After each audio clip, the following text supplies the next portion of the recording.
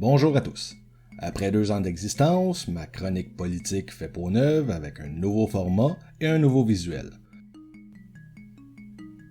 Pour cette première chronique, j'ai décidé de vous parler des différents modes de scrutin et leur influence sur les résultats d'une élection.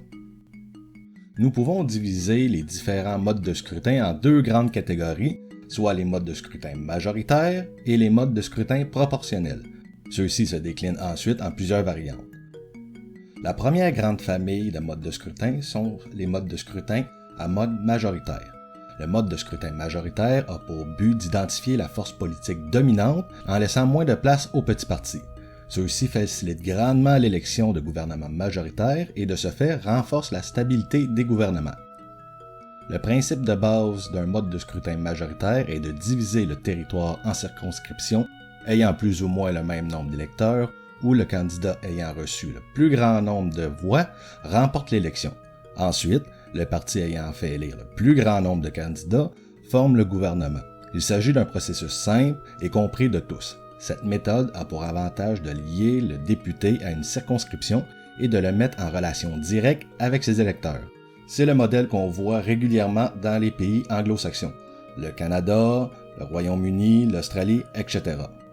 Ce mode de scrutin comporte néanmoins certains inconvénients. Par exemple, le mode de scrutin majoritaire apporte souvent des distorsions importantes entre le nombre de votes recueillis par un parti et le nombre de sièges qu'il reçoit. Il n'est pas rare qu'un gouvernement obtienne une majorité absolue de sièges malgré le fait qu'il n'obtienne que 35 ou 40% des votes.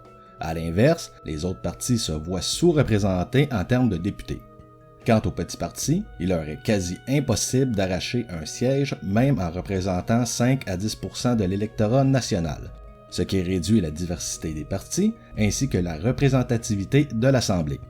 Ce mode de scrutin a également comme effet pervers de rendre plusieurs voix inutiles. Les personnes votant pour des partis marginaux ne se voient pas représentées, alors qu'ils représentent un certain pourcentage à l'échelle du pays. Inversement, tous les votes qu'un candidat récolte deviennent tout aussi inutiles dès qu'ils obtiennent une majorité dans son comté.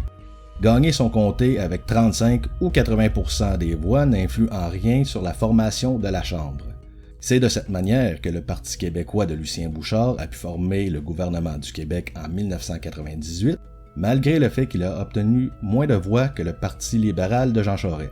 Bien que ce dernier eût récolté plus de bulletins, ses appuis étaient concentrés principalement dans un nombre limité de circonscriptions, tandis que les appuis du Parti québécois étaient répartis de façon plus homogène, permettant l'élection d'un plus grand nombre de candidats.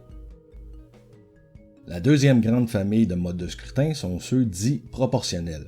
Les modes de scrutin proportionnels, quant à eux, ont pour objectif d'offrir une représentation conforme à la volonté électorale en essayant de faire concorder le pourcentage de députés d'un parti avec son pourcentage de vote.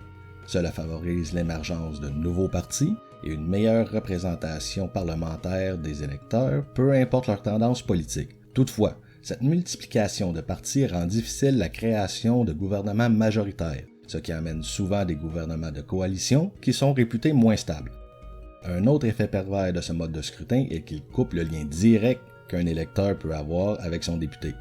En effet, le député n'étant plus rattaché à une zone géographique précise, le citoyen n'a plus une personne ressource à qui porter ses doléances étant donné que sa région est représentée par plusieurs députés à la fois. Cela peut amener à une déresponsabilisation des députés face aux problèmes individuels des électeurs. Finalement, ce genre de mode de scrutin rend quasi impossible l'élection de candidats indépendants, étant donné que celui-ci voit ses voix noyées à l'échelle d'un pays ou d'une région. Un bon moyen de contrer les effets négatifs de ces 2 modes de scrutin est de mixer les 2 régimes comme en Allemagne. Le scrutin proportionnel mixte compensatoire permet par exemple d'élire une partie des députés grâce au mode majoritaire, permettant ainsi un lien direct entre le député et l'électeur, tout en contrant les distorsions inhérentes de ce mode de scrutin en compensant celle-ci avec l'élection des députés avec un mode de scrutin proportionnel. J'espère que cette nouvelle chronique vous a plu. Vous pouvez lire un texte relatant les principaux arguments des 2 modes de scrutin sur mon site internet benoitlapierre.ca et vous pouvez réécouter cette chronique sur le site internet de Radio Acton à radio-acton.com.